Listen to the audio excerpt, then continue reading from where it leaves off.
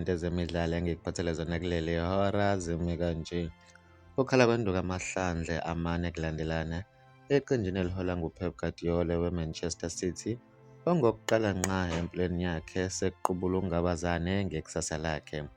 Mbukela iManchester City ishawe kuyona yomine ilandelana imidlalo yayo yakamuva okubalwa kuwo weCarabao Cup, i-UEFA Champions League neye-English Premier League.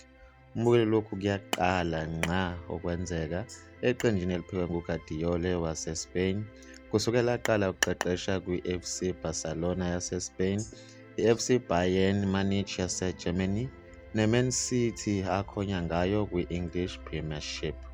Indaba yaqala kwi-16 yaseCarabao lapha uGuardiola ehashawa khona ngamagoli 2 kwelilodwa eshawe yiTottenham Hotspur.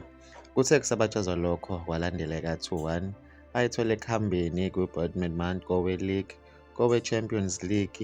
ICity ibhubhudlwe khona yi-Sporting Lisbon ngamagoli 4 kwelilodwa ePortugal.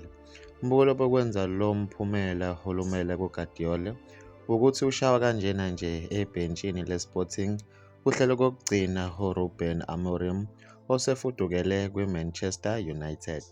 Mbukeli u-Amorim noGuardiola bazobhekana kowabakhaya base-Manchester obhekwe ngabomvu ngoDisemba mhlaka 15. Mbukeli kufanele ukuthi uGuardiola akasakwazi ukulinda ukuthi kuphele ikhefu lemidlalo yeFIFA ukuze ezoqala ebuyise isithunzi.